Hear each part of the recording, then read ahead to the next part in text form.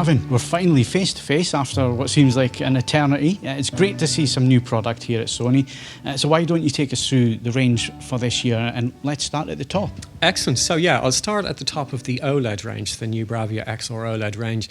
And I guess what most people are excited to hear about is the new A95K, which is our new quantum dot OLED model. So two screen sizes, 55/65.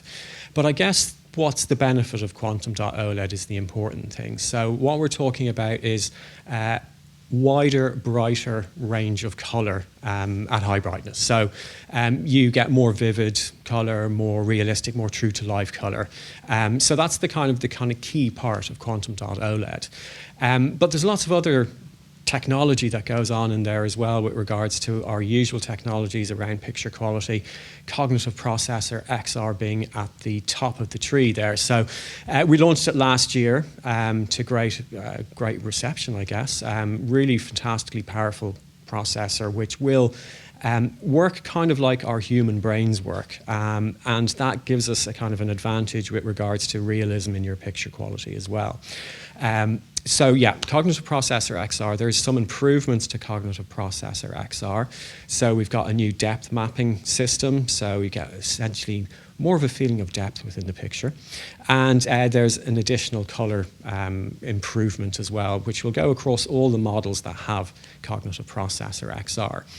Back to A95K in particular, we've got a great sound system as well. It's one of Sony's kind of unique sound technologies, which is Acoustic Surface Audio Plus. Two actuators, twin subwoofers, and they've been optimized for use with the new QD OLED panel as well. So sound from screen experience, again, it's all about kind of giving you that immersive effect. Do need to touch on the styling and the design as well, because it's a personal favourite of mine as an A1 owner. I still have my A1 going back a few years, but the design is very reminiscent of the A1 with the one slate design. So there's no visible stand, so it looks just like a tablet kind of sitting on your TV stand or wherever it might be. And that actually really helps with immersion as well, because there's very little distraction about the TV. So your eye is, just on the picture. Nice slim bezels around the edge as well. Some additional cool things, which I like to talk about. The new remote control. So we've got a very stylish, slimmed down remote control. There's fewer buttons on it. So it's more intuitive to use. It's made of premium aluminium as well, so it feels nice in the hand. And it's also, very cleverly, it's backlit as well. So in a darkened cinema room, you can imagine you're sitting at home enjoying a movie on an evening, you'll still be able to see where the buttons are so you can control it. And a nice additional little feature with the new remote control as well is it has a finder function with it. So how many times have you lost your remote control down the side of the sofa, or it's slipped under the sofa? You'll be able to just ask the TV to find it and say, OK, Google, find my remote, and it will play a little alarm so you can locate it straight away. So some really nice kind of cool things like that. Additionally, another new bit of technology we're introducing this year is Braviacam as well. It'll be available for all the Bravia XR models, but it comes included with the A95K, so straight out of the box it's included. And you can use that for video chat, of course, but also it will improve your picture and your sound quality as well by adapting the picture and sound to whatever environment you're in. So it'll be able to identify where you're sitting, for example, and it can tune not just the picture but the audio directed towards you as well. So lots of cool, fun little features with Braviacam into the bargain. So that's A95K, that's our flagship. All about the picture quality, but I have mentioned quite a few additional things that go along with it as well. If we kind of step down a model and look at the A90K, this is our new 48-inch and 42-inch small screen OLED model. All the same kind of features you get in a big screen OLED TV. So cognitive processor XR, it's the same OLED panel that you see in some of our larger screen sizes, but just all in a much more compact space. So if you've got a smaller sitting room, a smaller apartment, flat, whatever it might be, you don't have the space for one of our giant TVs, it's perfect for that. But you're not compromising on the technology that goes in there. It's got all of our kind of headline technologies, including XR OLED Contrast Pro, XR OLED Motion. I won't go through all of them, but all of the technology is in there. Acoustic Surface Audio Plus as well, 2 actuators, single subwoofer. And actually one of the neat things is the design as well. So design-wise, it's got an adjustable stand because we figure that people might use the 42-inch or the 48-inch maybe as a monitor, a computer monitor, a gaming monitor. So actually you can adjust the height of the stand as well. You can have it positioned up if you're using it as a monitor, or if you want to put a soundbar underneath. Or you can have it in the low one-slate design position if you so desire as well, depending on what you want. So nice bit of flexibility in there as well. Moving down the line again, another step down to the A80K. So this is our kind of main OLED model, big seller, mass volume model. And that comes in 3 different screen sizes. So 77-inch, 65-inch, and 55-inch as well. Nice update with that cognitive processor improvement as well for regards to color and depth. Also slightly higher luminance panel from what we had previously as well. So it'll be a little bit brighter. Better color and better depth perception as well. 3-way adjustable stand on this model. So you've got the wide position, narrow position if you want to put it on a smaller TV bench, or you can raise it into a soundbar position if you do want to have a soundbar underneath. On the subject of sound though, it does come with Acoustic Surface Audio Plus, and it's actually got a 3.2 channel system, so it's got 3 actuators. So you've got left channel, right channel, and a center channel as well. And what that will do is further improve the location of the audio on the screen, so it's more precise. But also it'll give you a wider sound, we'll call it a sound stage, a sound field, more of a kind of a stereo effect. So that's another kind of benefit as well. And then the twin subwoofers to give you that kind of rich bass sound coming through as well. Final step down I'll do is to the A75K. So that is very similar specification-wise with regards to picture as the A80K. Design-wise, it's different, and sound system is different as well. It's got Acoustic Surface Audio without the plus. So it has the actuators, but doesn't have the subwoofers. Instead, we've got some full-range speakers down at the bottom of the TV to give I guess a little bit more of a rounder sound than you'd get from just the actuators alone. And it's a fixed stand as well, so we don't get the multi-adjustable stand. Still an option though, but really nice step ups to the A80K as well. So that kind of rounds out our OLED lineup very quickly. So I'll move on to mini LED. Big kind of news in mini LED, I guess, is, well, the fact we're doing it this year. So it's the first year we've done mini LED, and we have it in 2 different models. We have it in the Z9K, which is our 8K model, and then the X95K, which is our premium top-of-the-range 4K LED model. So yeah, mini LED is really, really interesting technology. It goes to show that there's still development and improvement that we can still apply to LCD, LED models, as well as OLED. So really interesting in that point. And although the structure is quite similar to what you'd expect from a full array LED, actually how it's treated needs to be quite different. Because it works in a slightly different way with regards to how the light is dispersed onto the panel. On mini LED, it can be much, much more focused. So you can really kind of focus that light in more accurately, give you more precision. You've got more mini LEDs than you would conventional LEDs on a full array TV. So that gives us a lot of benefit around maintaining that creator's intent with the brightness of the TV, but also reducing halo effect or that kind of light leaking around the bright object on a dark background. So that's really beneficial as well. But of course, it's not just as simple as taking a full array LED TV and just putting in a mini LED and just going, yeah, that'll do. Actually, what controls what those LEDs are doing is super, super important. And that's where XR Backlight Master Drive comes in. I'm sure some of your listeners and viewers will remember Backlight Master Drive from the iconic ZD9 from back in the day. And actually, we had a lot of I guess, experience from the ZD9, which wasn't mini LED, but actually with the optical LEDs that we used worked in a similar way, basically. So with that experience, we're able to really kind of utilise that with the Z9K and the X95K, which is really exciting. But yeah, how those LEDs are controlled is super important. To ensure that you're getting the light to where it's required, but you're not creating any sense that you can see like the zones behind where the light is. Maintain the brightness, get the deep dark black levels in there as well. So really, really nice tech. And then of course, all driven by cognitive processor XR as well. Same improvements that I've talked about already will be in the Z9K and the X95K. So fantastic picture quality all round. Great sound as well. So the Z9J from 2021 had 8-speaker system. Z9K has the same. We've got 4 frame tweeters to kind of recreate the same screen from sound from screen effect. And then we've got let me remember, 2 front-facing speakers and 2 front-facing subwoofers on the Z9K as well.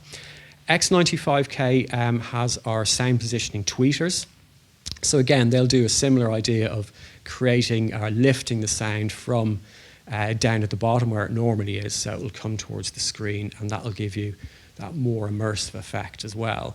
In addition to that, we've got 2 front-facing speakers and 2 subwoofers. So it's an upgrade from the X95J from 2021 as well.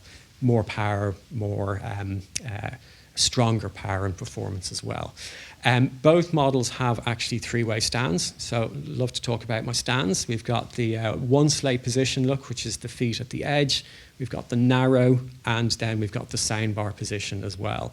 Again, for if you do need to upgrade your sound. And actually, one thing I didn't mention yet, but I'll mention it because it applies to the Z9K and the A95K, is the center speaker mode. So what we can do there is use the center speaker as the center channel for your home theater system. We've had it on quite a few models in the past, but we tend to always have it on our top premium models. So that's where you'll see it this year as well. Yeah, then finally in the Bravia XR lineup, we have the X90K, which is the replacement for the X90J, usual super popular full array LED model. 50, 55, 65, 75-inch screen sizes. Again, gets the benefit of the cognitive processor XR improvements, of course. And yeah, full array LED, great kind of value proposition. If you're looking for great technology, the same kind of technology that you see higher up in the lineup, the X90K is a super good option for that as well. I should probably mention a couple of other screen sizes just while they pop into my head as well. So X95K, 65, 75, 85-inch screen sizes, and Z9K, 75 and 85. Of course, 8K making a lot of sense on a big screen TV. The final 2 models I'll just mention very quickly are the X1 processor, so 4K HDR processor X1 models. And we have the X85K, which is the 100 Hz model. And then we have the X80K, which is the 50 Hz version. Both come in a very wide selection of screen sizes. So you're talking from 43-inch right up to 85-inch in the X85K, and 43-inch up to 75-inch in the X80/81K as well. So that is a real kind of top-of-my-head rundown on the Bravia XR lineup and the Bravia lineup for 2022. That's impressive for being off the top of your head, I've got to say, that it really is. So let's move back to the A95K. Beautiful monolith design there, which I really do like. However, not everybody's going to use the Surface Pro Audio. They're going to want to put a soundbar, or they're going to want to put a center speaker, maybe have it on a different stand. So are there options to change that? Actually, on the A95K, no, it's essentially a fixed stand. There is 2 stand positions. We've got, as you say, the kind of monolith one slate design position. You can put the stand on the other way round, and it's called the wall fit. So that allows you to place it very, very close to a wall, and then you'll have the stand kind of coming out the front. There's no sound bar position like we've seen previously, though, on the A95K. And will it come with Visa mounts on the back for wall mounting? Yeah, absolutely. Great point as well. So all the models in the lineup actually all support Visa mount, so the standard kind of mount. We also have a tilting or a swivel mount rather, which is the WL850, and then we've got the WL450 as well, but of course third-party VESA-compatible wall brackets. Perfect. Right, so let's get stuck in about the picture quality. What is it that makes QD OLED different from WRGB OLED panels that you've been using in previous OLED models from Sony? What is it that makes it different? So it is the quantum dots essentially are the difference here, and how it changes the picture quality is at a higher brightness. What tends to happen on a WOLED TV, so an RGBW TV, is as the TV gets brighter, the color tends to fade out essentially and becomes more white. So the white OLED part has been more dominant. With quantum dot OLED, actually, it maintains a lot more color, particularly at that higher brightness. So it keeps in the different shades and tones of color when you're watching something that has a lot of brightness in it. So that's the kind of key difference, is the wider range of shades and tones of color at high brightness. That's the kind of the main thing. In addition, though, it's quite clever in that we know OLED has a fantastic viewing angle already, but actually QD OLED bumps it up further again. So even from very acute angles, it maintains all of that contrast, all of that brightness, all of that color stays very, very true. So that's kind of two main benefits. But yeah, it's about the color and how for us, what we've noticed is it's very, very close to our RGB OLED master monitors, the BVM X300, for example. From a technology point of view, it's a step closer to what that is than what we've seen with RGBW. But both fantastic technologies, and the advantage is with quantum dot OLED, you get that additional color at high brightness. Now, the big thing with the A90J last year was that aluminium heatsink on the back that allowed you to have the extra brightness. Does that carry over to QD? Yeah, we have the heatsink on the back of the quantum dot OLED model as well, and we're also utilising that heat mapping algorithm essentially that we used previously on the A90J as well, and cognitive processor XR, keeping an eye on all of this as well. So yeah, all of that technology is present. And although the models in the rest of the range, the OLED models in the rest of the range, don't have the aluminium heatsink, they do utilize the algorithm which we got from the A90J. So that's where the luminance improvement can happen on the A80K, the A90K as well. Now, it's interesting that you've gone with a brand new panel, a brand new technology, and you're calling it Master Series. You must have some real confidence that the picture quality is up there.